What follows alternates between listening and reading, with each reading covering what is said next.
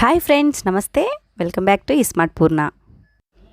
ఈరోజు వీడియోలో మనం చాలా క్విక్గా ఈజీగా అయిపోయే ఎగ్ బిర్యానీ ఎలా ప్రిపేర్ చేసుకోవాలో చూద్దాం. చాలా తక్కువ ఇంగ్రీడియంట్స్తోనే ప్రిపేర్ చేసేసుకోవచ్చు.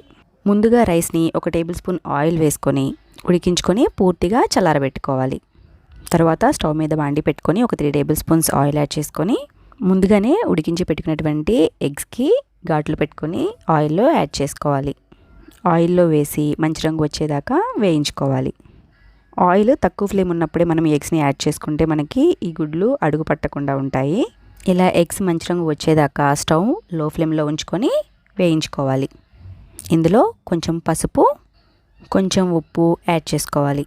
కొంచెం కారం కూడా వేసుకొని గుడ్లని అటు ఇటు తిప్పుతూ మరొక 2 నిమిషాల పాటు వేయించుకోవాలి. ఇలా వేయించుకున్న తర్వాత తీసి పక్కన ఉంచుకోవాలి.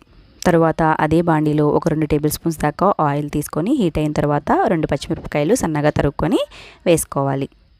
1 నిమిషం పాటు వేయించుకున్న తర్వాత ఒక పెద్ద సైజు ఉల్లిపాయని సన్నగా కట్ చేసుకొని ఆ చీలికల్ని వేసుకోవాలి. ఉల్లిపాయ ముక్కలు నిలువుగా కట్ చేసుకోవడం వల్ల మనం తినేటప్పుడు మధ్య మధ్యలో మన పంటికి తగులుతూ చాలా టేస్టీగా ఉంటాయి.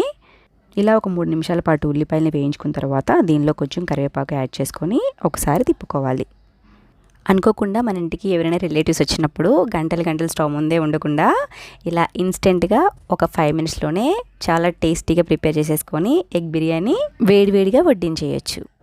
ఇలా ఆనియన్స్ని లో ఫ్లేమ్లో ఉంచుకొని స్టవ్ ఇలా బ్రౌన్ ఆనియన్స్ లాగా ప్రిపేర్ చేసుకున్న తర్వాత మనం ముందుగానే ఉడికించి పెట్టుకున్నటువంటి రైస్ని ఇందులోకి యాడ్ చేసేసుకోవాలి. ఇలాగే ఇన్స్టెంట్గా మనం చికెన్ కూడా వేసుకొని చేసుకోవచ్చండి. ముందు నేను చికెన్తో ఎలా ప్రిపేర్ చేసుకోవాలో ఇలా ఇన్స్టెంట్గా బిర్యానీ చూపిస్తాను. రైస్ యాడ్ చేసేసుకున్న తర్వాత రుచికి సరిపడినంత ఉప్పు, కొంచెం కారం యాడ్ చేసుకోవాలి.